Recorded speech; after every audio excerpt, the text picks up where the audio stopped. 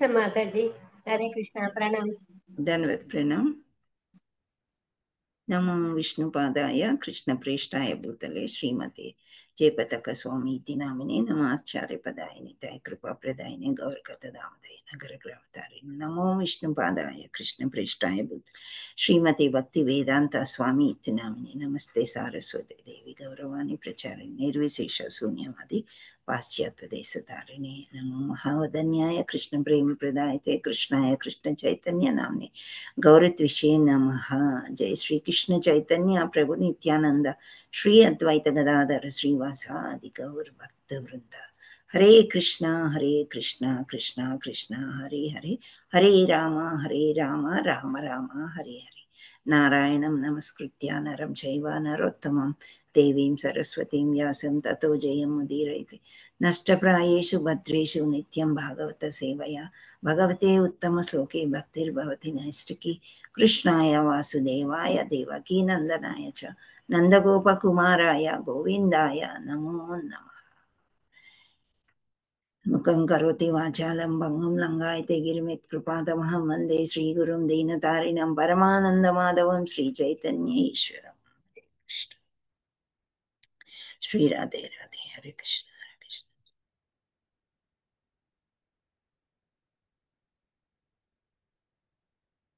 My humble obeisances to all gurus.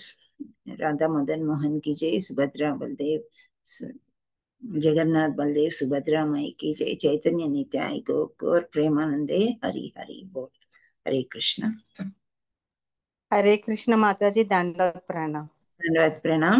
So మనము దేవాది దేవుడు ఇక్కడ మనకి దామోదర మంత్ స్టార్ట్ అయినప్పటి నుంచి కూడా చక్కగా మనం ఏమేం చెయ్యాలి అనేది గ్రూప్లో చేసుకున్నామంటే జపం చేయమన్నారు, దామోదర అష్టకం పాడమన్నారు, భగవద్గీత శ్లోకాలు చదువుకొని భాగవతం కూడా చదవండి అని చెప్పారు. సో ఈ 4 మనం చేసాము. అక్కడక్కడ కొన్ని సెలవులు వచ్చాయి, మీరు ఇంట్లో చేసుకోమని మనవి చేసుకున్నాము. అండ్ సమయాభావం వల్ల ఒక్కొక్కసారి మనం భగవద్గీత శ్లోకాలు మనం చెప్పుకోలేదు, మీరు ఇంట్లో చదువుకోండి అని చెప్పటం అనేది జరిగింది. సో ఈ విధంగా మనము చక్కగా చేసుకున్నామని నేను అనుకుంటున్నాను. మీరందరి సహకారంతో ఈ గ్రూప్లో చేశాము. రేపు ఆఖరి రోజు ఏంటి, దామోదర మంత్, పౌర్ణమి టు పౌర్ణమి. ఇంకో 15 రోజులు కార్తీక మాసం ఉంటుంది, అది మీ ఇష్టం అన్నమాట. సో ఇక్కడ మన ఇస్కాన్ సాంప్రదాయం ప్రకారము రేపు ఆఖరి రోజు. సో రేపు దామోదరాష్టకం లాస్ట్, అండ్ మంగళాచరణ అయితే ఎట్లాగో పాడుకుంటాము. భగవద్గీత శ్లోకాలు సమయాభావాన్ని బట్టి రేపు ఈరోజు ఉంటే మనం చూద్దాం. So thank you all so much for so much cooperation. అందరూ కూడా చక్కగా ఎంతో డిసిప్లిన్డ్గా అరుస్తూ నేను నేను అని అనుకోకుండా చక్కగా లైన్లో పాడటము, అండ్ చక్కగా అందరూ పాట నేర్చుకున్నారు. దివ్యమాతాజీ ఏమైనా తప్పులు ఉంటే క్షమించాలి, మీరు మ్యూజిక్ టీచర్. మాతాజీ చాలా బాగా పాడారు, చాలా బాగా పాడారు. బిగినర్స్ అన్నమాట. అంటే పాడుతూ పాడుతూ ఉంటే కృష్ణ ఇష్టపడి ఆయనే నేర్పిస్తారు అన్న ధోరణితోని ప్రతి ఒక్కరు సింగర్ అని చెప్పి వాళ్ళతో పాడించడం అనేది జరిగింది. మీరు అలా ఏమనుకోకండి, మీరు నేను కూడా ఇలా పాడే వచ్చాం మాతాజీ. హరే కృష్ణ. మీ దగ్గర నేర్చుకునే నేను కొన్ని పాటలు అనేది పాడగలుగుతున్నాను. సో నాకు తెలిసింది వాళ్ళకి నేర్పించడం అనేది జరిగింది. Thank you all so much. ఇలాగే మనం ముందు ముందు కూడా పాటలు పాడుకుందాం. మ్యూజిక్ టీచర్ రెగ్యులర్గా వస్తే ఆమె హెల్త్ చాలా బాగుండాలి. వస్తున్నాను మాతాజీ, ఇంకపై మీకు రెగ్యులర్ గా కనపడతాను. హరే కృష్ణ. కనపడిస్తే అప్పుడు మనం చూద్దాం. సింగింగ్ క్లాస్ మనం ఒకరోజు వారంలో పెట్టుకుందాం. వీళ్ళు అడుగుతానే ఉన్నారు. కొద్ది రోజులు హర్షిణి జన గారి మాతాజీ వచ్చారు, నేర్పించారు 3 పాటలు, చాలా చక్కగా చెప్పారు. ఇంకా తర్వాత ఎవరు రాగలరు అని ఆలోచించలేదన్నమాట. Thank you so much. So మనం దేవాది దేవుడి దగ్గరికి వెళ్ళిపోదాం. ఎక్కడున్నామో ఏమన్నా గుర్తుందా మీకు? నిన్న చూసిన సినిమా కృష్ణుడు ద్వారకా నగరం నిర్మాణం వరకు అయింది మాతాజీ. జరాసంధుడికి యుద్ధానికి ప్రకటిస్తూ ఉంటే అందరి డీమన్స్ అందరినీ కృష్ణ హతమారుస్తూ వెళ్తూ ఉన్నారు. సో మనం జరాసంధుడిది చూసుకున్నాము. మీరు ఈ రోజు చెప్తా అన్నారు జరాసంధుడికి అసలు నేమ్ ఎలా వచ్చింది, దాని వెనుక స్టోరీ ఏంటి, వృత్తాంతం అనేది మీరు ఈ రోజు చెప్తా అన్నారు. హరే. సో ఈ జరాసంధుడు ఒక ఏంటి అంటే వాళ్ళ కూతుళ్ళు ఇక్కడ కంసుడి యొక్క భార్యలు కాబట్టి వితంతువులు అయిపోవడం ఆయన భరించలేకపోయాడనమాట. సో ఎంత యుద్ధం, ఎన్ని అక్షయ యోనిలు అని అనుకున్నాం మనం, 13 అక్షయ యోనిలు అనమాట. అంత సైన్యాన్ని తీసుకొచ్చి అందరూ ఓడిపోయారు, చనిపోయారు. రక్తపు మడుగులో తేలుతూ ఉన్నాక అప్పుడు జరాసంధుడు కనిపించింది అనమాట. ఇలా ఓడిపోయాను కదా, ఈ ఓడిపోయేదానికంటే కూడా అడవుల పాలైపోయి ఎక్కడికో వెళ్ళిపోవడం బెటర్ అని అనుకున్న సమయంలో అతనికి తెలిసిన వాళ్ళందరూ కూడా ఇది తప్పు, మళ్ళీ యుద్ధానికి వెళ్ళు అంటే మళ్ళీ సైన్యాన్ని తయారు చేసుకుని మళ్ళీ వచ్చి ఆ విధంగా 17 పర్యాయాలు ఓడిపోతూ మళ్ళీ వస్తున్నాడంట. ఈ వీళ్ళ మీద కక్ష తీర్చుకోవడానికి ఈ యదువంశ రాజుల్ని ఎలా వధించాలి అని ఆయన వస్తూనే ఉన్నాడు, చనిపోతూనే ఉన్నారు, మళ్ళీ వెళ్ళిపోతున్నారు. సో ఈ విధంగా చేసేది ఎక్కువ సార్లు వాళ్ళు ఓడిపోవడంలో ఈ చూసిన వాళ్ళు అందరూ ఏమనుకుంటారు, యదువంశీయులు ఇంత పరాక్రమవంతులా అని అనుకుంటున్నారు అనమాట. సో ఈ ఎంత పరాక్రమవంతులు, చాలా పరాక్రమవంతులు అని అందరూ మన దేవతలు కూడా పూల వర్షాన్ని కురిపిస్తారు. ప్రతిసారి గెలిచినప్పుడు చక్కగా ఈ మథురలోకి బలరాముని కృష్ణుని కూడా ఆహ్వానిస్తూ పండగ చేసుకుంటూ ఉంటారు. ఇవన్నీ చాలా కష్టం కదా, శత్రువులకి ఇది భరించడం చాలా కష్టం అయిపోతుంది. సో అక్కడ ఏమవుతుందంటే అప్పుడు ఇతని ఆలోచిస్తాడనమాట. ఎవరు ఆలోచిస్తాడు, ఇంత ముట్టడి చేస్తున్నాడు కదా జరాసంధుడు అని చెప్పేసి కృష్ణుడు ఆలోచిస్తాడు. ఇంకా ఎంతకని ఇలా మరీ ఎక్కువైపోతుంది అని చెప్పేసి చాలా ఆలోచించి ఇంకా దండెత్తడం ఇవన్నీ కాకుండా ఈ నగరాన్నే మనం మార్చేద్దాము అని శ్రీకృష్ణుడు అనుకుంటాడు అనమాట. సో ఈ నగరాన్నే మార్చేద్దాము, మధురాన్ని అంత ప్రజలకి బాగా ఇబ్బంది వస్తుంది కాబట్టి నగరాన్ని, మనం మథురా నగరాన్ని ముట్టడించేది ఎక్కువైపోతుంది కాబట్టి మనము మార్చేద్దాము అని ఆలోచిస్తూ ఉంటాడు కృష్ణుడు. ఏం చేద్దాము అని అనుకుంటే విశ్వకర్మని పిలిపించి సముద్రం నడిబొడ్డులా చక్కగా ఒక ప్రాంగణం ఏర్పరిచి చాలా స్థలంలో ఎన్నో గోపురాలు, ఆకాశానికి అంత గోపురాలతో గుడిలు నిర్మించి ఉద్యానవనాలు నిర్మించి చక్కగా ఒక రాజ్యాన్ని ఏర్పరిచి ప్రజలందరినీ అందులోకి చేరుస్తాడనమాట. సో ఇక్కడ ఏమవుతుంది, ఇంకొక అతను వచ్చాడు, ఇంకొక శత్రువు అనమాట మథుర మీదకి. ఎవరు అంటే అతని పేరు యవనుడు. ఈ యవనుడు ఏం చేస్తాడంటే ఎప్పుడు ఆలోచిస్తుంటాడంట, ఎవరు గ్రేటు ఏంటి, ఎవరు అందరికంటే బలశాలులు అంటే ఇంద్రుడి మీద కూడా ఇంకా బలశాలులు ఎవరు అని ఆలోచిస్తూ ఉంటాడంట. ఆలోచిస్తున్నప్పుడు నారదుడు ఏం చేస్తాడు, అందరికంటే బలశాలులు యదువంశాలు అని చెప్పేస్తాడంట. ఎవరు, నారద మహర్షికి ఒక వరం ఉంది కదా, అన్ని లోకాలు ఆయన తిరుగుతూ ఉంటాడు, మీకు తెలుసా? హరే కృష్ణ, ముల్లోకాలు తిరుగుతూనే ఉంటాడు ఆయన. సో యదువంశాన్ని ఎవరు ఏమి చేయలేరు, వాళ్ళందరికంటే చాలా బలశాలులు వాళ్ళు ఎవరు అంటే కృష్ణ బలరాములు అని చెప్పేసి చెప్తాడు. చెప్పేసరికి యవనుడికి చాలా కోపం వచ్చేస్తుంది. ఓ, నాకంటే పెద్ద బలశాలి, ఇంద్రుడి కంటే పెద్ద బలశాలులు ఇంకా ఉన్నారా అని చెప్పి ఏం చేస్తారు అనంటే అతడు దండెత్తుదామని ఆలోచిస్తాడు. సో ఈ మథురా నగరాన్ని యవనుడే కాకుండా జరాసంధుడు కూడా 17 పర్యాయంలో అయిపోయినప్పటికీ 18వ పర్యాయంలో అంటే 18వసారి వీళ్ళిద్దరూ వచ్చారు. ఎవరికి? మథుర మీదకి వచ్చేసరికి ఇంకా కృష్ణుడు ఇలా కాదు అని చెప్పేసి 96 చదరంగ మైళ్ళ విస్తీర్ణ ప్రాంతంలో ముందు చుట్టూ ప్రాంగణం కట్టి ఆ సముద్రంలో కోట గోడ నిర్మించి ఆ తర్వాత విశ్వకర్మచే నిర్మితమైన అత్యద్భుతమైన జలదుర్గాన్ని ఆయన నిర్మించేశారు. వీళ్ళందరినీ అందులోకి మార్చారు. ఆ నిర్మాణం ఎంత బాగుందంటే మణులు మాణిక్యాలతోని చేయబడి ఉందంట. అత్యద్భుతమైన నైపుణ్యాన్ని ప్రదర్శించగలిగిన విశ్వకర్మ చేత నిర్మించబడిందనమాట. సో అది నూతనంగా సముద్ర మధ్యంలో కృష్ణుడు ఇంత పెద్ద ప్రాకారం, రాజవీధులు, ఉపమార్గాలు, సందులు ఇవన్నీ తీర్చిదిద్దబడినవి అని శ్రీమద్ భాగవతంలో చెప్పారు. సో ఇవన్నీ క్రమ పద్ధతిలో నిర్మించటం మాత్రమే కాకుండా కల్పవృక్షాలతో కూడిన చక్కని ఉద్యానవనాలు కూడా చేసి అందులో కలవు అంట. సో కోరిన కోరికలనిచ్చు ఈ కల్పవృక్షాలు మన భౌతిక జగత్తులోని సాధారణ వృక్షాల వంటివి కావు.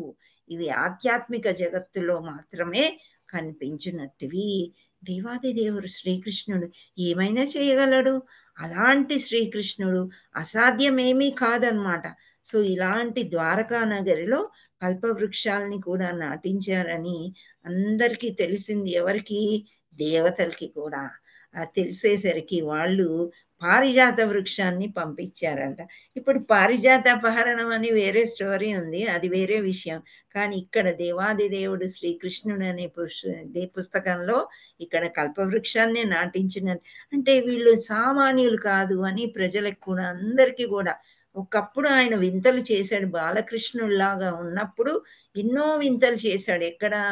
వృందావనంలో. అప్పుడు వరకే కృష్ణుడు ఓహో వీరుడు ఇలా చేశాడు అని. తర్వాత మళ్ళీ మామూలుగా ఈ యాదవులు ఎలా ఉంటారో, గోపబాలకుడు గోపీస్ అందరూ ఎలా ఉన్నారో ఆ రకంగానే ఆయనని ట్రీట్ చేస్తారు. కానీ ఇప్పుడు అందరికీ అర్థమవుతుందమ్మో ఈయన దేవాది దేవుడే అయి ఉంటాడు, లేకపోతే ఇంతమంది రాక్షసుని ఈ విధంగా చంపడం అనేది చాలా కష్టము అని. ఎలా ఉన్నాయి? రాజప్రసాదాల మీద, గోపురాల మీద బంగారపు జల కలశాలు ఉన్నాయంట. ఇప్పుడు గోపురం ఉంటుంది, గోపురం మీద ఒక ఇట్లా కుండ కలశం లాంటిది ఉంటుంది చూసారా? అన్ని గోపురాలకు అలా ఉండవు. ఈ కలశం ఉన్న గోపురం చాలా విలువైనది. విలువవడం అంటే భౌతికంగా కాదనమాట, చాలా కళా నైపుణ్యంతో చేసి మంగళ సూచకంగా అవి భావించబడతాయి అని చెప్తారు.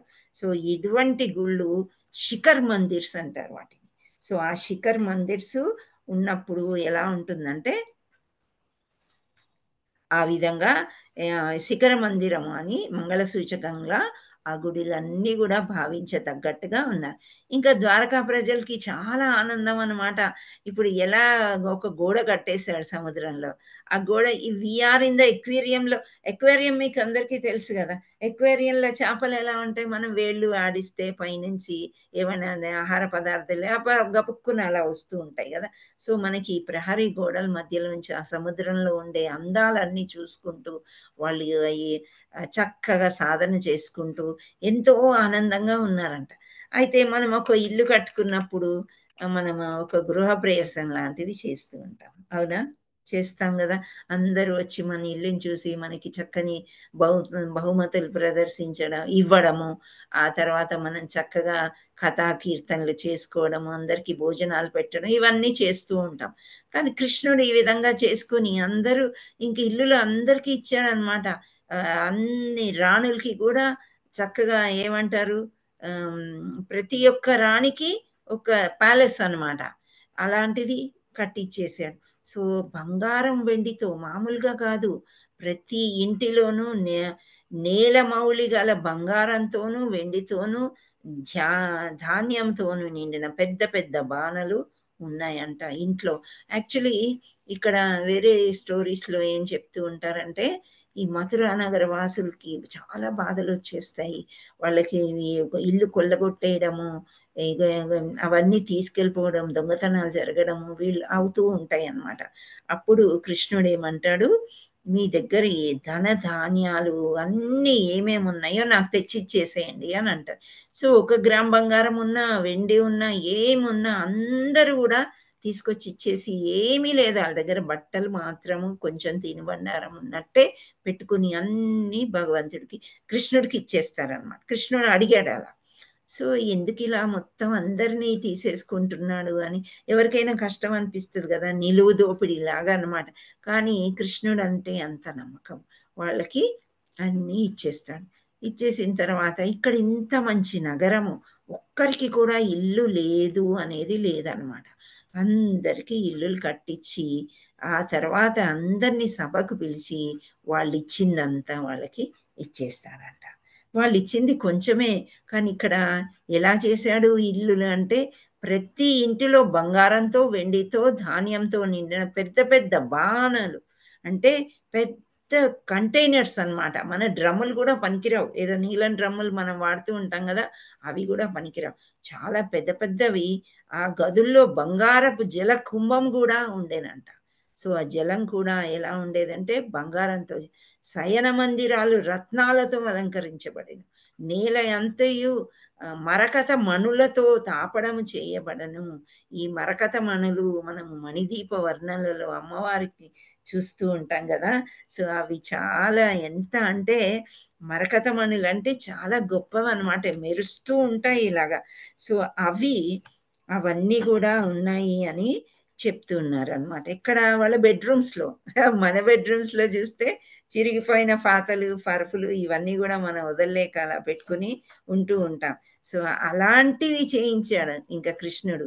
అలా యదువంశ రాజులు ఇలవేల్పోయిన విష్ణుమూర్తి విగ్రహము ఇంటింటా పూజింపబడుచుండెను. విష్ణుమూర్తి అంటే ఎవరు? కృష్ణుడే. కానీ ఆ కాలంలో అందరూ కూడా విష్ణుమూర్తి దేవుడు, కృష్ణుడు మనలో ఒకడు అని అనుకునేవాళ్ళు అనమాట. సో ఆవాస గృహాల్లో బ్రాహ్మణులు, క్షత్రియులు, వైశ్యులు, శూద్రులు అనే 4 వర్ణముల వారి గృహాలను విడివిడిగా ఉండెను. సో భగవద్గీతలో చెప్పినట్లు కులాలు ఎలా ఏర్పడ్డాయి అంటే వాళ్ళ యొక్క వృత్తిని బట్టి కులాలు ఏర్పడ్డాయి. సో ఆ వృత్తిని బట్టి వాళ్ళకి ఇల్లులన్నీ కూడా భగవంతుడు ఆ వర్ణాశ్రమాన్ని బట్టి 4 వర్ణాల వారికి విడివిడిగా గృహాలని ఏర్పరిచారంట. సో దీనిని బట్టి ఆ రోజుల్లో కూడా వర్ణ వ్యవస్థ సంఘంలో కలదని స్పష్టమగుచున్నది అని చెప్తున్నారు. నగర మధ్యాల్లో రాజైన ఉగ్రసేనుని ప్రాసాదము అంటే పెద్ద ప్యాలెస్ హాల్ అది చేశారంట. సో అన్నిటిలో ఎక్కువగా కన్నులు మిరుమిట్లు గొలుపునది రాజప్రసాదం ఇదియే. సో ఎన్నో ప్రాసాదాలు అంటే ఎన్నో ప్యాలెస్లు ఉన్నప్పటికీ కూడా మన చరిత్రలో ఇంత పెద్దది ఇంత మంచిది ఎక్కడా మనం చూడలేదు అని చెప్తూ ఉన్నారు. సో కృష్ణుడు తన కొరకు ప్రత్యేకంగా ఒక నగరం నిర్మించుకున్న వార్త దేవతలందరికీ తెలిసిపోయింది అనమాట. ఈ నూతన నగరాల్లో నాటుటకై పారిజాత వృక్షాన్ని పంపారంట. తర్వాత సుధర్మ అని ఒక భవనాన్ని కూడా వారు అందు నిలిపారు. ఆ సభా మందిరంలో విశేషం ఏమనగా అక్కడ జరుగు చర్చల్లో పాల్గొని ఏ వ్యక్తి అయినా వార్ధక్యము వలన కలుగు బుద్ధి మాంద్యపు ప్రభావంకు గురి కాడు. ఇప్పుడు మనం ఒక లెసన్ ప్రిపేర్ అయ్యాము, ఇది చెప్దామని వచ్చాము.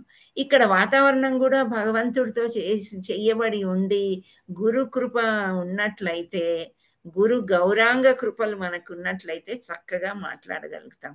లేదు అంటే మందమతి మర్చిపోతాం కదా. సో సభ అన్నప్పుడు రాజసభలు ఎలా ఉంటాయి? మంత్రులు వస్తారు, శత్రువులు వస్తారు, రకరకాల వాళ్ళు వస్తారు.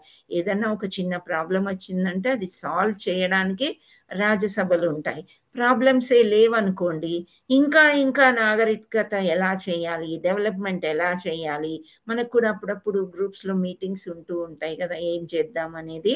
సో ఆ విధంగా అటువంటి సభ, ఆ సభకు వచ్చినంతనే ప్రశాంతత, మనం ఏమనుకున్నామే చక్కగా వాక్చాతుర్యంతో మాట్లాడగలుగుతారంట. మాంద్యపు ప్రభావంకి గురికారు.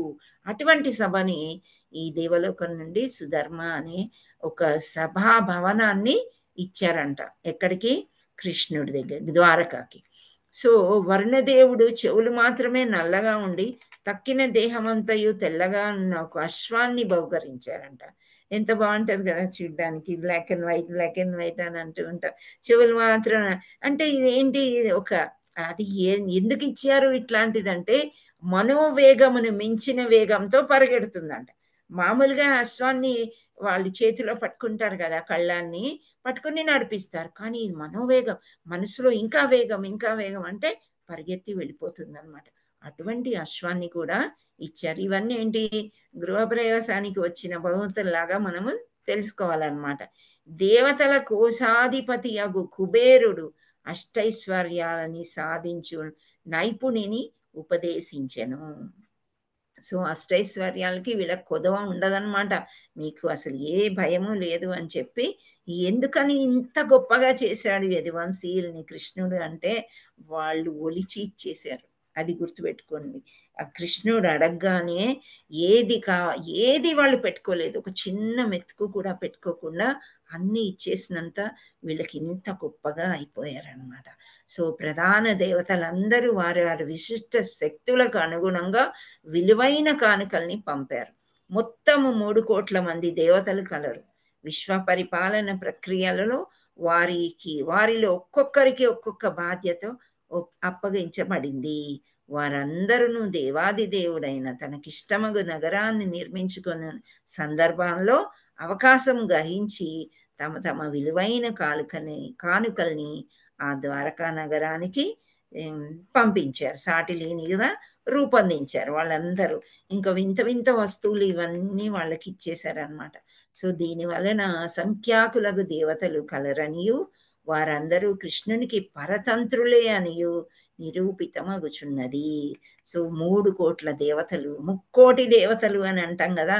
సో 3 కోట్ల దేవతలు ఎలా ఏం చేశారు అంటే అంటే ఈ 3 దేవతలు అందరూ కూడా దేవాది దేవుడు శ్రీకృష్ణుడి కంటే తక్కువే కదా అని ఇక్కడ ప్రూవ్ అయిపోతుంది అని, నిరూపితమగుచున్నది అని శ్రీల ప్రభుపాదికి జై ఆయన రాసిన ఈ అనువాదంలో చెప్తున్నారనమాట. చైతన్య చరితామృతంలో చెప్పినట్లు కృష్ణుడు అందరికంటే పెద్ద యజమాని, తక్కిన వారందరూ ఆయన సేవకులే. అందుచే కృష్ణుడు ప్రత్యక్షంగా భూమిపై అవతరించినప్పుడు ఈ సేవకులందరూ ఆయనను సేవించే అవకాశము వినియోగించుకుంటారు. వారికి ఉదాహరణగా గ్రహించి ప్రజలందరూ, ముఖ్యంగా కృష్ణ చైతన్య మార్గంలో ఉన్నవారు తమ సర్వశక్తులను వినియోగించి కృష్ణుడికి సేవ చేయవలను. అంటే కృష్ణుడికి సేవ చేయవలను అంటే మనం గుడికే వెళ్ళాలి, ఈ గ్రూప్లోనే ఉండాలి, ఇవన్నీ కాదు. ప్రచారం చేస్తే కూడా సేవ. ఒక పుస్తకం దానం చేస్తే కూడా ఇస్కాన్ వాళ్ళవి ఒక సేవ. సో తగిన సేవ చేయాలి అని మన ప్రభుపాదుల వారు చెప్పారు. కృష్ణుడికి కూడా మనకి ఇంత ఇచ్చాడు కృష్ణుడికి వినియోగించుకోవాలి అని ఆ 3 దేవతలు మంచి మంచి గిఫ్ట్స్ ఇచ్చారు అని చెప్తున్నారు. సో ఆ నూతన నగరం నిర్మితం కాగానే కృష్ణుడు మధురావాసులందరికీ ఇక్కడికి రప్పించేసి చక్కగా హాయిగా ఒక్కొక్కరికి ఒక్కొక్క బాధ్యతనిప్పించి అందరితో హాయిగా ఉండండి అని చెప్పారు. తర్వాత ఏమన్నాడు బలరాముడితో, నాకు ఒక తామర పూల దండను తీసుకురమ్మని చెప్పాడు బలరాముడికి. సో చక్కని తామర పూల దండలను ధరించి అప్పటికే మధురా నగరాన్ని అని ఇప్పుడు దేవతలకి తెలిసిపోయింది నారదుడి ద్వారా అందరికీ కూడా సముద్రంలో మంచి మధుర ఇక్కడికి వచ్చేసి ద్వారకాని ఏర్పరచుకున్నారు శ్రీకృష్ణుడు అని చెప్పి అందరికీ తెలిసినంతనే ఎనిమిస్కి ఎలా ఉంటది ఇప్పుడు చేద్దామని ప్లాన్ లో ఉంటారు మాతాజీ. మధురానగర పట్టణాన్ని ముట్టడించాలని చెప్పి కాలయవనుడు, తర్వాత ఇంకా జరాసంధుడు, ఇంకా వాళ్ళు సేనలతోని ముట్టడించేశారంట. ముట్టడిస్తే ఏమవుతారు? మథురాలో ఎవరున్నారు? ఎవరు లేరు, అందరూ ద్వారకాకి షిఫ్ట్ అయిపోయారు. ఓన్లీ ఎంటీ అనమాట. సో దాన్ని ఏం చేసుకుంటారు? కోపంతో ఆ ఇల్లు వాకిళ్ళు అన్ని కూలగొట్టేసి అవన్నీ చేసుకుని వాళ్ళు అలా. కానీ ఇక్కడ వీళ్ళకి ఎప్పుడైతే తెలిసిందో ద్వారక అని చెప్పేసి వాళ్ళకి అర్థమైపోయింది, కృష్ణుడికి అర్థమైంది ఇంకా కాలయవనుడు నా కోసం ద్వారక కూడా వచ్చేస్తాడు. ఎందుకంటే కృష్ణుడిని చూడాలి అని, కృష్ణుడు ఎలా ఉంటాడు ఆ వర్ణన ఇక్కడ నారదుడి ద్వారా తెలుసుకుంటాడనమాట. తెలుసుకున్నప్పటికీ కూడా అతనికంటే గొప్పవాడు ఉండకూడదు అని ఆయన ఇంకా వీళ్ళందరూ మధురాన్ని ముట్టడించి ఉన్న కాలయవనుని ఎదుర్కొనుటకు నగరం వెలుపలికి వచ్చాడు. వెంట ఏ ఆయుధాలని తీసుకురాలేదంట. కృష్ణుడు ఏం చేశాడు? ఆ చక్కని తామర పువ్వుల దండను వేసుకొని నగరం బయట నుండి వచ్చి చూస్తాను వీళ్ళు ఎనిమిస్ ఏం చేస్తున్నారు అని వస్తాడు. వచ్చేసరికి యవనుడు చూస్తాడనమాట. ఎవరిని? కృష్ణుని చూసి అతడు పీతాంబరధారి అయ్యాడంట. పీతాంబర ధారి అంటే ఎల్లో వస్త్రంతో పుడతాడు కదా, పట్టు వస్త్రంతో. అలాంటి కృష్ణుణ్ణి చూడగానే ముందెన్నో ఇంత అందమైన యువకుడిని నేను చూడలేదు అని చెప్పేసి అసాధారణ సౌందర్యాన్ని ఆయన చూస్తూ నిలబడిపోయేదన్నమాట. సో ఆ సైనికుల మధ్య నడయాడుచున్న కృష్ణుడు మబ్బుల వద్ద పయనించుచున్న చంద్రబింబం లాగా కనిపించాడంట. చూడండి, ఒక అందాన్ని ఆస్వాదించాలి అంటే కృష్ణుడు లేదా దేవాది దేవుడే, ఆ తర్వాతే ఎవరైనా కానీ. సో అలా అతన్ని చూసినంతనే వక్షస్థలం పైన మెరుస్తూ ఉందంట. ఏం మెరుస్తుంది? కౌస్తుభ రత్నము. ఆ కౌస్తుభ రత్నం కనులారా గాంచు భాగ్యము కాలయవనికి మాత్రమే కలిగిందంట. సో అందరికీ కలగదు. అంత దివ్యమైన దర్శనం ఇచ్చాడు. ఆ దర్శనం ఇచ్చే అది కాకుండా దృఢమైన శరీర నిర్మాణము, చతుర్భుజాలు, అప్పుడే వచ్చిన తామర పూరేకుల వంటి కన్నులతో విష్ణుమూర్తి రూపంలో కృష్ణుడు కాలయవనికి దర్శనమిచ్చెను. ఆ మనోహరమైన పాదములతోనూ, వదనముతోనూ, చిరునవ్వులు చిందిస్తూ ముఖంతోనూ, కన్నులతోనూ, కదలుచున్న తాటంకములతోనూ కృష్ణుడు ఆనంద నిలయుడుగా అతనికి కనిపించెను. అంత ఆనంద నిలయంగా కనిపించినప్పుడు ధ్రువ మహారాజ్ ఏం చేశాడు? హరే కృష్ణ. ఇదే అవతారంలో ధ్రువ మహారాజు కూడా విష్ణుమూర్తిని చూశాడు కదా. ఏమన్నాడు ధ్రువ మహారాజు? మీకు గుర్తుందా? మనం చాలాసార్లు చెప్పుకున్నాము. హరే తను కృష్ణ. వచ్చింది రాజసింహాసనం కోసం వచ్చాను, కానీ ఇంతటి విష్ణువు కోసము నాకు అవన్నీ ఏమొద్దు, నీ పాదరక్షణ నాకు చాలు అనేసి చెప్తారు మాతాజీ. ఇంత మంచి వజ్రాన్ని పెట్టుకొని ఈ గాజు పెంకుల కోసం వచ్చానేంటి అనుకుంటాను. అంత చిన్న బాలుడు ధ్రువ మహారాజు అప్పుడు ఎంత 5-6 ఏళ్ళు, ప్రహ్లాద్ మహారాజు లాగే. అలాంటి వాడు అలా దివ్యత్వంని చూశాడు. కానీ రాక్షసుడికి దేవుడు ఎదురుగా వచ్చినా కానీ ఏమీ అవదనమాట. ఒక్క నిమిషం అనుకుంటాడు విష్ణుమూర్తి అయ్యుండొచ్చు అని. ఎందుచేత అంటే ఆ మహర్షి ఎవరు? నారద మహర్షి నాకు చెప్పారు విష్ణుమూర్తి అంటే ఇలా ఉంటుంది అని అనుకున్నాడు. విష్ణుమూర్తి అయ్యుండొచ్చు, కానీ అతనికి పరివర్తన లోపల కలగలేదన్నమాట. సో అతను కాలయవన్ అనుకుంటున్నాడు ఈ కృష్ణుడు ఎవరో కాదు, విష్ణుమూర్తే అని అనుకున్నాడు. కృష్ణుని విశిష్ట లక్షణాలని, వక్షస్థలం మీద ఆభరణాలని, మనోహరమైన మెడలోని తామర పువ్వుల దండను, తామర రేకుల వంటి కన్నులను, అంగవిన్యాసాన్ని కాలయవనుడు గుర్తించెను. ఈతడే వాసుదేవుడని అతడు నిర్ణయించుకొని అంతకుముందు నారదముని చేసిన వర్ణన అంతయు నిజమైనదని కృష్ణ సాన్నిధ్యం వలన అతనికి బోధపడెను. ఎట్టి ఆయుధములు ధరింపకుండా, రథము లేకుండా అతడు తన్నెదుర్కొనుటకు వచ్చిత చూచి కాలయవనుడు నివ్వెరపోయెను. సో నగరం నుండి బయటికి వచ్చాడు అంటే ఇక్కడ శత్రువులు ఉన్నారు అని తెలిసి కూడా కృష్ణుడు ఎలా, ఈ ఆయుధాలు లేవు, ఏమీ లేవు, చక్కగా ఇంత బాగా మెరుస్తూ నాకు ఇంత మంచి దర్శనం ఇచ్చి ఇలా వచ్చి నిలబడ్డాడు ఏంటి అని నివ్వెరపోతాడు, ఆశ్చర్యపోతాడు. కానీ లేదు, కృష్ణుడిని నేను పట్టుకోవాలని మాత్రమే ఉంది ఆయనకి. యుద్ధం చేయడానికి వచ్చాను కాబట్టి కృష్ణుడితో యుద్ధం చేయాలి. కృష్ణుడు ఏమీ అనడు. అతన్ని చూస్తూ ఉంటే నివ్వెరపోయినా ఆయన ముందు నుంచే ఫాస్ట్గా నడుచుకుంటూ కాలినడకన వెళ్ళిపోతూ ఉంటాడనమాట. కాలయవనుడు ఏం చేస్తాడు? యుద్ధం చేయడానికి వచ్చాడా? ఎందుకు వచ్చాడు? సరే ఆయన పట్టుకుందాం, మనం ఆయుధాలు ఏమీ లేవు, తొందరగా చంపేస్తే అయిపోతుంది అని చెప్పేసి ద్వంద్వ యుద్ధం అయినా చేస్తాడేమో, అంటే చేతులతో ఇలా గుద్దుకుంటారు కదా ముష్టి యుద్ధాలు, అలా వాటికైనా నేను సిద్ధమే అనుకొని ఆ కృష్ణుడు వెనకాల నడుస్తూ ఉన్నాడంట. కృష్ణుడు నెమ్మదిగానే నడుస్తున్నాడు, కాలయవనుడు పరిగెడుతున్నాడు. పరిగెత్తి ఎక్కడికి వెళ్తారంటే ఒక గుహలోనికి తీసుకెళ్తాడనమాట. ఎవరు? కృష్ణుడు. వెళ్ళిపోతూనే ఉన్నాడు కృష్ణుడు వెనకాల, కాలయవనుడు వెళ్తున్నాడు. ఈయన పరిగెత్తుతున్నాడు, ఆయన నడుస్తున్నాడు. ఇక్కడ చూడండి ఎలా ఉంటుంది. అయితే ఇప్పుడు మనం దామోదర అష్టకం చదువుకున్నప్పుడు నేర్చుకున్నప్పుడు యశోదమాత ఏం చేస్తుంది, ఒక చిన్న తాడు తెచ్చి, చిన్న పిల్లవాడు కదా, ఆ పొట్టకేసి ఆ రోలికి కట్టేస్తే సరిపోతుంది అంట. కానీ ఆ తాడు సరిపోదు, ఇంట్లో ఉన్న అన్ని పట్టుకొస్తుంది, గోపికల మీద అరుస్తుంది, మీ దగ్గర ఉన్నాయి అన్ని పట్టుకురండి. ఎంత కట్టినా కానీ అది రావట్లేదు. ఇక్కడ కూడా అలాగే జరుగుతుంది అనమాట. ఎంత వేగంగా పరిగెడుతున్నాడు, ఆయాసం వస్తుంది, కానీ కృష్ణుణ్ణి సమీపించినట్లే అనిపిస్తుంది. దగ్గరికి వచ్చేసాను, క్షణంలో పట్టుకోవచ్చు, కానీ దొరకట్లేదు కృష్ణుడు.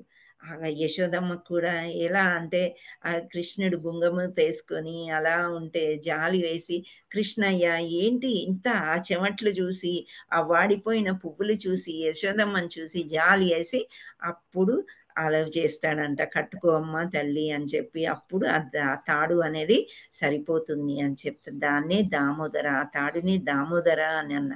దామ అంటే తాడు, ఉదర అంటే పొట్ట.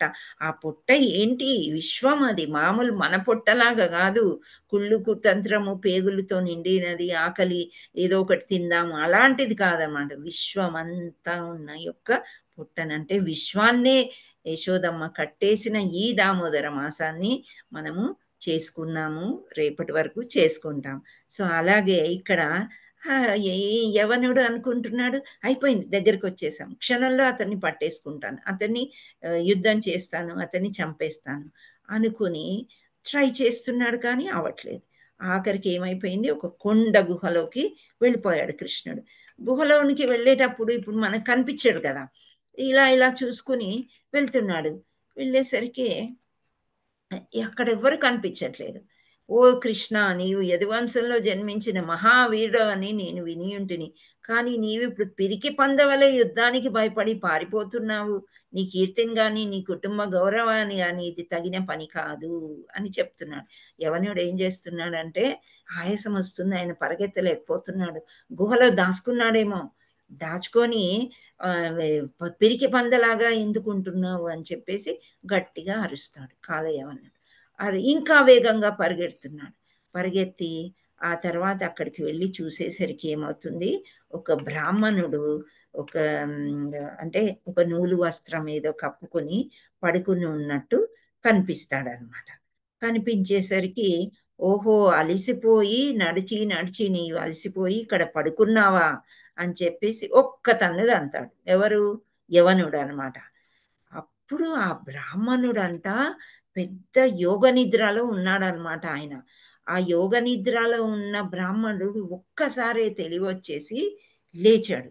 ఇతనికి యవనుడికి తెలియదనమాట, కృష్ణుడు పడుకున్నాడు అనుకొని తంతాడు, యుద్ధానికి రా, ఎందుకు పడుకున్నావు అని చెప్పి. సో అక్కడ ఆయన కళ్ళు తెరవగానే ఏమైపోయిందంటే, మంటలు వస్తాయి అన్నమాట. చాలా వేడి మంటలు వచ్చేసి ఆ నిద్రిస్తున్న అతని నుండి, ఇతను ఎదురుగా నిలబడి ఉన్నాడు కదా కృష్ణుడు, ఈ క్లాత్ ఏదైతే కప్పుకుని ఉన్నాడో అది లేపి తన్నగానే కృష్ణుడు ఫైటింగ్కి వస్తాడు. మళ్ళీ ఏమీ ఆయుధాలు ఈయనకు కూడా లేవు, మల్ల యుద్ధం చేతో దేని చేతో మనం యుద్ధం చేయొచ్చు అన్న దీంతో తంతాడు. తన్నేసరికి ఆయన డిస్టర్బ్ అవుతాడు, బాగా డిస్టర్బ్ అయ్యేసరికి బాగా ఆగ్రహం వస్తుంది, కోపం వస్తుంది అనమాట. కోపం వచ్చేసి చక్కగా అగ్రానిష్ఠుడైన అతడి కాలయవని వంక చూడగాని అతడి కన్నులు అగ్నిశిఖల వలె వెలువడి క్షణంలో కాలయవనని బూడిద చేసేసాడట. బూడిద అయిపోయాడు అనమాట ఆయన పూర్తిగా. అంటే చూడండి కృష్ణుడు ఎలా చేశాడు, అతన్ని ఒక ఆయుధం లేదు, ఏమీ లేదు. సో ఇలా పరిగెత్తి నువ్వు పిరికి పందలాగా దాచుకుని ఉన్నావు అని అంటారు కదా, అందుకని యుద్ధం నుండి పారిపోయి వచ్చాడని రణ్చోడ్ అని ఒక పేరు పెడతారు కృష్ణుడికి. సో అక్కడ రణ్చోడ్ అని గుజరాత్లో అనుకుంటా ఒక టెంపుల్ కూడా ఉందన్నమాట. సో కృష్ణుడు పారిపోతున్నాడా ఏమన్నా అంటే, ఒక రాక్షసుని ఏ విధంగా చంపాలో ఆ విధంగానే చంపుతాడు కృష్ణుడు. సో అలా రాక్షసి దృష్టికి కనిపించకుండా అంతర్ధానం అయిపోయి ఆ గుహలో పడుకున్న వ్యక్తికి కృష్ణుడు అనుకొని ఇలా ఇలా జరిగిందనమాట. సో ద్వారకా నగర నిర్మాణము ఈయనకి ఆ యొక్క హతమార్చినది, ఇదంతా కూడా మనం ఇందులో చదువుకున్నాం. సో శ్రీకృష్ణుచే ద్వారకా నగర నిర్మాణం అను దశమ స్కందము అధ్యాయానికి భక్తి వేదాంత స్వామి భాష్యము సమాప్తము అని అంటున్నారు. ఇక్కడ 49వ అధ్యాయము అని చెబుతున్నారు. సో హరే కృష్ణ కృష్ణ కృష్ణ హరే హరే, హరే రామ రామ రామ హరే హరే. సో ఇక్కడ మనం నేర్చుకోవాల్సింది ఏంటంటే, మనం చాలా బలశాలులము అని గర్వించకూడదు అనమాట. కృష్ణుడు ఎప్పుడైతే గర్వం పైకెక్కిందో, ఉదాహరణకి ఇంద్రుడు కూడా ఏం జరిగింది, మనం ఈ మధ్య మనం ఏమో సెలబ్రేట్ చేసుకున్నాం, ఏంటది, గోవర్ధన పూజ. గోవర్ధన పూజ సెలబ్రేట్ చేసుకున్నాం. ఇంద్రుడు అంటే విరోధి కాదు కృష్ణుడికి, కానీ అతనికి గర్వం వచ్చిందనమాట. ఈసారి నేను వానలు కురిపించకపోతే వీళ్ళు ఏం చేస్తారో చూద్దాం, ఏదో అలా ఆ గర్వాన్ని ఎప్పుడైనా కృష్ణుడు మధ్యలోనే అణిచివేస్తాడను. సో మనకి చాలా కష్టం వచ్చేసింది, మన దగ్గర డబ్బులన్నీ అయిపోయినాయి అనుకోండి, కృష్ణుడు ఏదో పెద్దది ఇస్తున్నాడు అనుకోవాలి. భయపడకూడదు. మనం దేనికి కూడా చెల్లించకుండా ఉండేవాడే స్థిరుడు అని నేర్చుకున్నాం కదా నిన్న మనం 2వ అధ్యాయంలో. సో ఆ విధంగా మనము చాలా అంటే నమ్మకంతో రాధాకృష్ణులు అంటే ఏంటి అనేది బాగా నమ్మకంతో మనం చక్కగా ప్రార్థన చేసినట్లయితే ఫస్ట్ మనకి ఫియర్ పోతుంది, భయం అనేది పోతుంది అనమాట. దేనికి భయపడం మనం, మనకి కృష్ణుడు ఉన్నాడు. డబ్బుకి కానీ, అందానికి కానీ, ఐశ్వర్యానికి కానీ, ఆరోగ్యానికి కానీ, ఆరోగ్యం వల్ల కూడా మనకి ఎన్నో ప్రాబ్లమ్స్ వస్తూ ఉంటాయి, కానీ కృష్ణుడు ఉంటే ఆరోగ్యాన్ని కూడా సెట్ చేసేస్తాడు. మన ఎదురుగా కనిపిస్తుంది మాతాజీ. ఏదైతే జరగదో అది జరుగుతుంది మాతాజీ, దానిపైన ఫెయిత్ కూడా పెరుగుతుంది. సో ఎలాంటిది చేపిస్తాడంటే, నీకు లైఫే లేదు, లైఫ్ స్పానే లేదన్న చక్కడ నీకు భగవంతుడు ఊహించని అంత లైఫ్ టైం ఇస్తారు. అది మనం ఏం చేస్తామంటే ఈ మాయ ఉచ్చులో పడి భగవంతుడికి టైం ఇవ్వకుండా మెటీరియల్ థింగ్స్ కి టైం ఇస్తాం. కానీ నిజమైన డివోటీ ఏం చేయాలంటే, కృష్ణుడు నాకు 2వ ఛాన్స్ ఇచ్చాడు, సో కృష్ణుడికి నేను ఇంకెంత బాగా సరెండర్ అయ్యి గ్రాటిట్యూడ్ చెప్పాలి అనేది ఆలోచించుకోవాలి. హరే ఆలోచించాలి.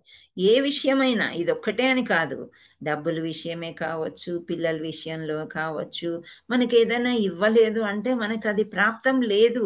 భగవంతుడు అది ఇస్తే భగవంతుడిని మనం మర్చిపోతామని అతనికి తెలుసు కాబట్టే ఇవ్వడం అనమాట. సో ఇవ్వలేదు అని మనము ఇప్పుడు సేవలు ఎన్నో ఉంటాయి అన్నమాట. మనకి ఇక్కడ ఈ ప్రవచనం చెప్పే సేవ నాకు దొరికింది, ఇది నేను ఎంచుకున్నాను, నాకు ఇష్టము, దొరికింది, ఓకే. కానీ గుడిలో ఎంత సేవ చేస్తారంటే తెల్లవారుజామున 6:30కు వచ్చేసి ఈ పని ఆ పని పరిగెడుతూ చేస్తూ ఉంటే, అయ్యో నేను ఈ సేవ చేయలేకపోతున్నాను, తెల్లవారుజామున రాలేకపోతున్నాను, కిచెన్ సేవ అది మనకి అనిపించినా సరే, ఎన్నిసార్లు ప్రయత్నం చేసినా రావట్లేదంటే ఇచ్చిన సేవ చేసుకో అమ్మా అని కృష్ణుడు అంటున్నాడు అని మనం అర్థం చేసుకోవాలన్నమాట. మీకు ఇటువంటి సేవ ఇచ్చాడు, ఏది ఇవ్వలేదు, ఇంట్లోనే బృందావనం చేసుకో, ఇంట్లోనే కృష్ణుడికి అన్నీ చేసుకో. ఈ సేవలు ఇవ్వడం వలన ఇంట్లో కృష్ణుడికి మనం ఎక్కువ చేయలేకపోతామేమో, చెప్పని పోగు చేసుకోవచ్చు మనం ఇంట్లో ఉంటే, అది ఒకటి గుర్తించుకోండి. ఏమైనా చేసుకోవచ్చు, మనకి ఎంతో స్వాతంత్రం ఇస్తాడు భగవంతుడు. అది మనం ఆలోచించి చేసుకోవాల్సిన విషయం అన్నమాట. సో అలా మనము ఇది ముగించుకున్నాము. ఈరోజు మనము సమయం ఉంది కాబట్టి భగవద్గీత శ్లోకాలు మనము చెప్పుకుందాం, ఓకేనా? హరే కృష్ణ. సో 5 భగవద్గీత శ్లోకాలు చెప్పుకుందాము. శ్రావణి మాతాజీ మీకు ఏమైనా గుర్తుందా, ఎక్కడి వరకు చెప్పుకున్నాము ఏంటి అని? 5.18 వరకు చెప్పుకున్నాం మాతాజీ. ఓకే, వెరీ నైస్, కరెక్ట్గా చెప్పారు మీరు.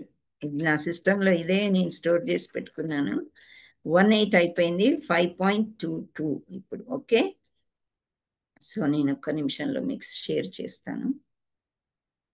5 హ్యాండ్ రైజెస్, 5 చక్కగా చదవడానికి ఏం చేయాలి, మనం శ్లోకం చదవాలి, అనువాదం చదవాలి, ఆ యొక్క అర్థం ఒక్క వాక్యంలో కానీ ఒక్క పదంలో కానీ మీరు చెప్పవచ్చు. ఓకే, సో 5 ఛాన్స్ ఇస్తాను.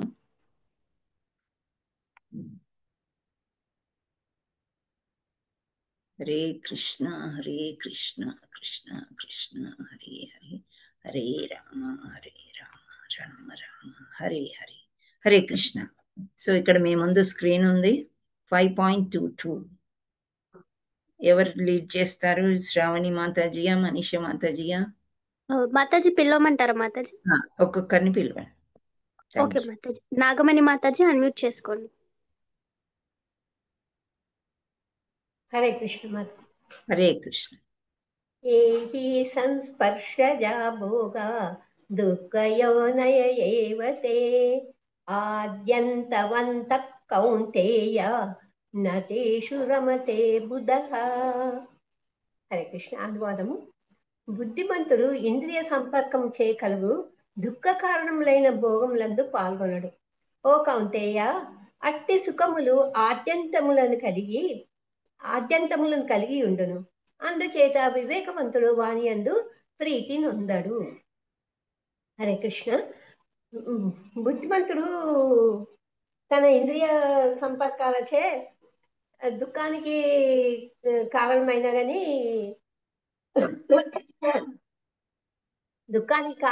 అందులో తను ఉండడు. అది ఓ కౌంతేయ అని చెప్తున్నాడు. అట్టి సుఖములు ఆద్యంతములు అంటే వచ్చిపోతుంటూ ఉంటాయి. అందువల్ల వివేకవంతమైన అన్ని తెలిసిన వాడు, వివేకవంతుడైన వాడు ప్రీతి నొందడు అని చెప్తున్నాడు Mataji. Okay, Haribol Mataji, thank you. అయితే ఇక్కడ మామూలుగా మనం చెప్పుకోవాలంటే సింపుల్గా ఏంటి అంటే, ఇంద్రియాలు అంటే మనకి ఏంటో తెలుసు. ఈ ఇంద్రియాలు ఏవి అడిగితే అవి ఇచ్చేసాం అనుకోండి. పిల్లలు ఏది అడిగితే ఇచ్చాము. ఫర్ ఎగ్జాంపుల్, కత్తెర అడిగారు, బ్లేడ్ అడిగారు, ఇచ్చేస్తారా? ఇవ్వం కదా. సో ఇవ్వం కాబట్టి వాడికి తర్వాత కంట్రోల్ చేసుకునే పవర్ అది దాని వల్ల వాళ్ళకి నష్టం జరుగుతుందని మనం ఇయ్యం కదా. అదే విధంగా భగవంతుడు కూడా మనకి ఇవ్వడు. కాకపోతే మనకి ఏవైతే ఇస్తున్నాడో అది ప్రసాదం లాగా తీసుకోవాలి, మొదటి పాయింట్. రెండవది ఏంటంటే, ఈ భోగాలన్నీ దుఃఖ కారణాలే, దుఃఖమే కదా. ఇప్పుడు ఒక ఇల్లు కట్టుకున్నాం, 10 సంవత్సరాలు బాగున్నాం, తర్వాత లీకేజీలు అవి ఇవి బాధ. సరే, ఒక ఇల్లు బాగుంది కదా, అందులో ఉండొచ్చు, ఏదో రిపేర్లు. ఇంకో పెద్ద ఇల్లు కట్టుకుంటాం, ఇంకా పెద్ద భవనం, ఏరియాలు మార్చేస్తూ ఉంటాం. ఇవన్నీ మళ్ళీ మనకి వచ్చిపోయే సుఖాలే, ఇవి పర్మనెంట్ కాదు. శాశ్వత సుఖం ఏంటి? సచ్చిత్తానందం, భగవంతుడిని భగవంతుడి సేవలో ఉండటం. ఆ యొక్క ఆనందమే మనకి ఎప్పటికీ నిలిచిపోయి ఉంటుంది. కాబట్టి అమ్మ చీరలు కొందాం రా, షాపింగ్ మాల్కి వెళ్దాం అంటే వద్దు. గుడికి వెళ్దామా? ఓకే, ఇది అడుగుతున్నా, ఇది చెప్తున్నాను అనమాట, అంతే. సో మనము అస్సలు దాని లోనికే వెళ్ళమంట మనం అసలు. అవి దుఃఖ కారణాలే తర్వాత. అందుకని ఆ సుఖం నాకొద్దు అని వివేకవంతుడు చెప్తాడు అని చెప్తున్నారు. హరే కృష్ణ. థ్యాంక్ యూ మాతాజీ, మీరు బాగానే అర్థం చేసుకున్నారు. హరే కృష్ణ. హరే కృష్ణ మాతాజీ. Thank you. Next. Hare Krishna. Aruna Mataji unmute చేసుకోండి. భోక్తారం యజ్ఞ తపసాం సర్వలోక మహేశ్వరం సుదృహం సర్వభూతానాం జ్ఞాతామాం శాంతి మృచ్యతి. అనువాదం. నా సంపూర్ణ చైతన్యము నందున ఉన్నవాడు నన్ను సర్వజ్ఞ యజ్ఞములకు, తపోనియములకు, చదవభోక్తునకు, సర్వలోకములకు మరియు దేవతలకు పరమేశ్వరుని కను సకల జీవునులకు లాభమును కూర్చువానినగు మరియు శ్రేయోభిలాషునకు తెలుసుకొని భౌతిక దుఃఖముల నుండి విడివడి పరమశాంతిని పొందును. హరి బోల్. చెప్పండి, మీకేమర్థమైంది? అంటే కృష్ణ చైతన్యంలో ఉన్న వాళ్ళు అన్నిటికీ సిద్ధంగా, కష్టం వచ్చినా, సుఖం వచ్చినా, దుఃఖం వచ్చినా అన్నిటికీ శాంతంగానే ఉంటారు అని పరమాత్మ చెప్తున్నాడు. Thank you. అయితే ఇక్కడ ఏంటి అంటే, శ్రేయోభిలాషి, కృష్ణుడు మనకి శ్రేయోభిలాషి అని మనం అనుకున్నప్పుడు దుఃఖం కలిగించినా, ఏది కలిగించినా ఆ శాంతి మనకి ఎక్కడి నుండి వస్తుంది అని అంటే, దేవుడే ఇచ్చాడు కదా. దుఃఖంలో కూడా మనం శాంతిగా ఉంటామని చెప్తున్నారు, అంతే. Finally that is the one అన్నమాట. భోక్తారాం యజ్ఞ తపసాం సర్వలోక మహేశ్వరం అంటే అన్ని లోకాలకి ఈయనే మహేశ్వరుడు అనమాట. మహేశ్వరు అంటే శివుడు అనుకుంటాం కదా. ఇన్ని రోజులు మనకి కృష్ణ చైతన్యంలో లేనప్పుడు మనం అలా అనుకుంటాం. కానీ కృష్ణుడే అన్ని లోకాలకి ఈశ్వరుడు అని చెప్తున్నారు. అన్ని భూతాలు, భూతం అంటే ఈ యొక్క జీవి అన్నమాట. సర్వభూతానం సుహృదం సర్వభూతానం అంటే మన హృదయంలో ప్రతి ఒక్క జీవిలో ఆయన ఉన్నాడు అని మనం నమ్మినప్పుడు మనం శాంతిగా ఉండగలుగుతాము సుఖ దుఃఖాల్లో అని అర్థం. థ్యాంక్ యూ మాతాజీ, మీరు చాలా కరెక్ట్గా చెప్పారు. నేను హరే ఏదో కృష్ణ మాతాజీ. Thank you. హరే కృష్ణ. 6.17 అబ్బో చాలా మంచిది. ఎవరికి వస్తుందో ఛాన్స్? బబితా మాతాజీ అన్మ్యూట్ చేసుకోండి. వెరీ ఫైన్, మంచి మాతాజీకి వచ్చింది. హరే కృష్ణ మాతాజీ. హరే కృష్ణ. యుక్తాహార విహారస్య యుక్తచేష్టస్య కర్మసు యుక్తస్వప్నావబోధస్య యోగో భవతి దుఃఖః. అనువాదము: నియమితములైన ఆహారము, నిద్ర, విశ్రాంతి, కర్మములు గలవాడు యోగాభ్యాసము ద్వారా భౌతిక క్లేశములను శమింపజేసుకొనగలడు. ఎస్, మీకు అర్థమైంది చెప్పండి. హరే కృష్ణ. ఒక్క నిమిషం మాతాజీ చెప్తాను. నియమితమైన ఆహారం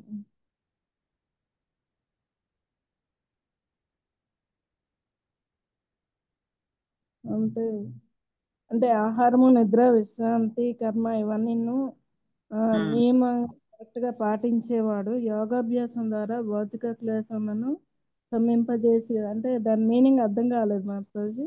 శమింపజేసుకోన అంటే అర్థం కాలేదు. భౌతిక క్లేశాలని అన్నీ కూడా అంటే శమింపజేసుకొనగలడు అంటే నియంత్రణే మాతాజీ, ఏమీ లేదు. ఇప్పుడు అత్యాహార విహారస్య యక్త చేష్టస్య కర్మసు అన్నారు. అంటే మనం ఆహారం నియమిత పద్ధతిలో, ఇప్పుడు మనకేం నడుస్తుంది 5 రోజులు? భీష్మ పంచకం. ఆహారాన్ని నియమించారు. ఏకాదశికి కొన్ని ఆహారాల్ని నియమించారు. మామూలు రోజుల్లో అన్నీ తినొచ్చు. సో మామూలుగా తిన్నట్లే ఏకాదశి రోజు కూడా ఆహారాలు మనకు వేరేవి ఇచ్చారని చాలా తినేసామనుకోండి, ఏమవుతుంది? ఆహారం ఎక్కువ తింటే నిద్రపోతాం. ఇంకా యోగా చేసుకోలేం, అంటే భగవంతుడిని తలుచుకోలేం కూడా, చేసుకోలేము, ఇంకా భక్తి చేసుకోలేం. అందుచేత ఎక్కువ ఆహారం తీసుకోవద్దు. యుక్త అంటే నియమితమైన ఆహారము, నియమితమైన నిద్ర. మామూలుగా ఏమంటున్నారు అందరూ అంటే 8 hours నిద్రపోకపోతే శరీరం బాగోదు అని. అది నిజమంటారా? 8 hours ఐఐటి సీట్ కొట్టాలంటే 8 గంటలు వండుకున్నోడికి ఏమొస్తుంది సీటు? ప్రాపర్ స్లీప్ 2 hours లో కూడా పోవచ్చు మాతాజీ, మంచిగా పడుకుంటే. ప్రపాదులు వారు చెప్పారు 9 నుంచి 12 దాకా పడుకోండి చాలు, 2 hours అయినా చాలు. అది ఇలాంటివన్నీ కూడా, ఆ నిద్ర కూడా నియమితంగా. మన ఇస్కాన్ వాళ్ళందరూ ఏం చేస్తారంటే అరౌండ్ 9 o'clock పడుకుని 3 o'clock లేస్తారు. శుభ్రం చేసుకొని 4 గంటల నుండే చక్కగా మంగళారతి అవి ఇవి చేసుకుంటూ ఉంటారు. రాధేశ్యామ్ ప్రభుజీ చెప్పారు 30 ఏళ్ళుగా నేను ఇదే ఫాలో అవుతున్నాను, ఎంతో హెల్దీగా ఉన్నాను అని చెప్పారు. సో అలా ఆ నిద్ర అన్ని నియమితంగా పెట్టుకోవాలి మనం. లేదు నేను అలసిపోయాను, నేను ఇంకాసేపు పడుకుంటా, అది బద్ధకం అన్నమాట. సో విశ్రాంతి, ఆ నిద్రలో మనకి ఏదేదో స్వప్నావబోధస్య అంటే మనం నిద్రలో ఏవో డ్రీమ్స్ ఏదో ఆలోచిస్తూ ఉంటాం అన్నమాట. ఆలోచించి మన కర్మలు ఈ విధంగా, మన కార్యక్రమాలు ఈ విధంగా చేసుకోవాలి, ఈ విధంగా చేసుకోవాలి అనేవాడు దుఃఖాన్ని పురోగమించలేడు అని చెప్తున్నాడు. అందుచేత ఆహారమైనా నియమితంగా ఉండాలి, నిద్ర అయినా నియమితంగా ఉండాలి, విశ్రాంతి అయినా నియమిత. మనం చేసే కర్మలు కూడా, అంటే మనం చేసే పనులన్నీ కూడా చక్కగా భౌతికంగా మనకి ఏ క్లేశాలు రాకుండా నియమంగా చేసుకుంటే, అంటే టైం టేబుల్డ్ అనమాట, రూల్స్ వైజ్గా. మన పెద్దవాళ్ళని చూడండి, టైం ప్రకారం తింటారు. మన ఇంట్లో 3 ఉంటే 3 3 సమయాల్లో తింటారు, అవునా కదా? అది జరుగుతుంది కదా.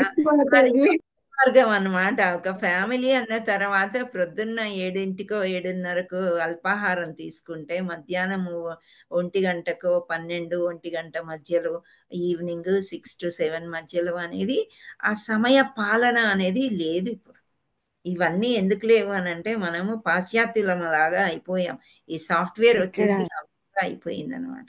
ఇక్కడ పిల్లలకు ఒక కూడా ఒక విషయం షేర్ చేసుకోవచ్చు మాతాజీ. మా గ్రాండ్ మదర్ వాళ్ళ మదర్ ఇంకా బ్రతికే ఉన్నారు, 106 years. ఓ ఎనీ మై టైం కానివ్వండి, 8 o'clock షార్ప్ గా పడుకుంటారు, కరెక్ట్ 3 o'clock పాలు తాగుతారు, కరెక్ట్ 12 o'clock రైస్ తింటారు, మార్నింగ్ 6 o'clock బ్రేక్ఫాస్ట్ చేస్తారు. ఏది ఏమన్నా అవ్వనివ్వండి, సృష్టి అటు ఇటు అయినా సరే తను ఆ టైంకి తీసుకుంటారనమాట. ఏ ఫంక్షన్ ఉండని ఏముండదు, నేను పడుకోవాలి పడుకుంటారు. మరి ఒక్క నిమిషం మళ్ళీ మిగతా టైంలో ఖాళీ ఉండరు మాతది, ఏదో ఒక వర్క్ చేస్తూనే ఉంటారు. చేస్తూనే షీ విల్ ఉంటారు. డూ ఎందుకంటే అన్ని భక్తితో చేసుకుంటారు. ఉంటారు వాళ్ళు, దైవ దీనిలో ఉంటూ ఉంటారు. వాళ్ళు నియమితంగా ఉన్నారు కాబట్టి భగవంతుడు కూడా వాళ్ళకి ఇష్టము. ఇష్టం కాబట్టి ఏదో ఒకటి మైండ్లో చెప్తారు, ఈ పని చేసుకో ఆ పని చేసుకో, చేసుకుంటారు. అలా ఆ సంతోషం ఎక్కువ ఉంటుందన్నమాట. ఆ సమయ పాలన అనేది అస్సలు అటు ఇటు అవ్వదు. మనకి ఎన్ని రోగాలు రాని, రొచ్చులు రాని, అలా ఉన్నప్పుడు ఆరోగ్యంగా మీరుంటారు. మీకు ఎటువంటి ప్రాబ్లమ్స్ రావు అని శ్రీకృష్ణ పరమాత్ముడు చక్కగా చెప్తున్నాడు. అది పాటించడం చాలా ముఖ్యం. కానీ ట్రాఫిక్ వల్ల లేట్ అయింది అని 3ంటికి తినడం, 4ంటికి తినడం, ఒక పూట స్కిప్ చేయడము, స్నాక్స్ తినడము, ఇవన్నీ చాలా తప్పులు. క్లేశాలంటే కష్టాలు. ఈ కష్టాలు వస్తాయి మీ శరీరానికి అని భగవంతుడే చెప్తున్నాడు. Hare Krishna. Thank you. Thank you మాతాజీ. అండ్ 6.41. ఇంద్రబోయిన మాతాజీ అన్మ్యూట్ చేసుకోండి. హరే కృష్ణ. హరే కృష్ణ మాతాజీ, దండోత్ ప్రణామ్. ధన్యవాద ప్రణామం. ప్రాప్య పుణ్యకృతాం లోకాన్ ఉషిత్వా సరస్వతి సమాహ శుచీనాం శ్రీమతాంగేహే యోగ భ్రష్టోభిజాయతే. అనువాదం: ఉత్తీర్ణుడు కాని యోగి యోగభ్రష్టుడు పుణ్యజీవులు వసించు పుణ్యలోకములందు అనేకానేక సంవత్సరములు సుఖ దుఃఖములను అనుభవించిన పిదప పవిత్ర సుఖములు, మాతాజీ ఓన్లీ సుఖములు, దుఃఖాలని లేదు. సారీ మాతాజీ. అనేక సంవత్సరముల సుఖములు అనుభవించిన పిదప పవిత్రుల కుటుంబమున గాని లేదా శ్రీమంతుల గృహమున గాని జన్మించును. అంటే మాత వివాహంలో మనకి ఏం చెప్పారంటే, అంటే మనం స్వల్పం అంటే కొంచెం పుణ్యం చేసిన ఆ పుణ్యం కారణంగా అంటే యోగి పూర్తిగా ఉత్తీర్ణుడు కాకపోయినా ఆ యోగి కొంతకాలం పుణ్యలోకాల్లో నివసించి తర్వాత పవిత్రమైన కుటుంబంలో గాని లేకపోతే శ్రీమంతుల కుటుంబంలో గాని జన్మిస్తారు అని చెప్పారు మాతాజీ. Very good. అంటే ఇప్పుడు మనం 100% భక్తి ఇక్కడ చేయలేదనుకోండి, చేయకపోతే మళ్ళీ ఒక మంచి గొప్ప కుటుంబంలో కానీ లేకపోతే సంపన్నుల కుటుంబం, బ్రాహ్మణ పుట్టిన వాటి నెక్స్ట్ జన్మ అలా వస్తుంది. అప్పుడు కంటిన్యూ చేసుకోవచ్చు, పరమపదించిన తర్వాత వైకుంఠానికి చేరవచ్చు అని ఇక్కడ అర్థం చెప్తున్నారు అన్నమాట. అంటే కొంచెం పుణ్యం చేసినా కానీ ఫలితం అనేది క్యారీ ఆన్ అవుతుంది వచ్చే జన్మకి అని అర్థం. థ్యాంక్ యూ మాతాజీ, చాలా చక్కగా చెప్పారు, వివరించారు కూడా. హరి బోల్. నెక్స్ట్ 6.47. మాతాజీ ఇంకా హ్యాండ్ రేస్ ఎవరిది లేదు మాతాజీ. 5th ఇది 4 అయిపోయినాయా? 15 మాతాజీ. ఇది మాతాజీ దీనా శరణ దేవదాసి మాతాజీ హ్యాండ్ రేస్ చేశారు. ఇప్పుడు చేశారా? Yeah okay, Mataji. చదవండి. యోగినామపి సర్వేషాం మదత్తేనాంతరాత్మనా శ్రద్ధవాన్ భవతే యామాం సమే యుక్తామతాః. అత్యంత శ్రద్ధతో నా భావన యందే సదా నిలిచియుండువాడును, నన్నే తన యందు సదా స్మరించువాడును, మరియు నాకు దివ్యమైన ప్రేమయుత సేవలను వనరించువాడను అగు యోగి యోగులందరి కంటేను అత్యంత సన్నిహితునుగా నాతో యోగమునందు కూడినట్టి వాడై యున్నాడు. యోగులందరిలో అతడే అత్యున్నతుడు, ఇదియే నా అభిప్రాయము. సో ఇక్కడ ఏం చెప్తున్నారంటే మాతాజీ, శిల ప్రభుపాద్కి జై, ఎవరైతే శ్రద్ధతోటి భగవంతుని అంటే సదా భగవంతుడికి శరణాగతి అయి ఉన్నవారు, ఎవరు భగవంతుడిని ఎల్లవేళలా తలుస్తూ ఆయననే స్మరిస్తూ ఉన్నవారును, తన యందు స్మరణం ఉంచి అంటే తన మీదనే ఎక్కువ కాన్సన్ట్రేషన్ ఉంచి తన గురించి ఎవరైతే స్మరిస్తూ ఉంటారో అలాంటి వాళ్ళు నాకు చాలా ఇష్టమైన వాళ్ళు అని చెప్పేసి కృష్ణుడు చెప్తున్నారు. అండ్ అలా వనరించిన వాళ్ళు యోగులు అంటే బాగా ఎవరైతే రెగ్యులర్ గా సాధన చేస్తున్నారో అలాంటి వాళ్ళలో కంటే కూడా చాలా ఉన్నతమైన వాళ్ళుగా నేను తెలియబడతారు అని చెప్తున్నాడు భగవంతుడు. అలాంటి యోగులందరిలో కూడా శ్రేష్టమైన వాళ్ళు, చాలా ఇంపార్టెంట్. అలాంటి వాళ్ళలో మనము ఎగ్జాంపుల్ తీసుకోవాలంటే నారద మునిని తీసుకోవచ్చు, ప్రహ్లాద్ మహారాజ్ని తీసుకోవచ్చు. వాళ్ళందరూ కూడా అంటే బెస్ట్, ది మోస్ట్ బెస్ట్ అంటారు కదా, టాప్ మోస్ట్ లో ఉన్న వాళ్ళు వాళ్ళనమాట. సో మనకి గుర్తు పెట్టుకోవడానికి చెప్పుకోవాలనుకుంటే శిల ప్రభుపాద్, తర్వాత ఇప్పుడు మన గురు మహారాజెస్, వాళ్ళని మనం ఎగ్జాంపుల్ గా తీసుకోవచ్చు అనమాట. హరే కృష్ణ మాతాజీ. నాకు ఇది థ్యాంక్ యూ సో మచ్. మీ అర్థం కరెక్ట్, చక్కగా చదివారు, అనువాదం చెప్పారు. సో మనం ఈరోజు సుదినం భావించాలి భగవద్గీత భాగవతం 2 కంప్లీట్ చేసుకున్నాము. సో ఇక్కడితో క్లాస్ ముగించుకుందామా? ఏమైనా డౌట్లు ఉన్నాయా మీకు? హరే కృష్ణ మాతాజీ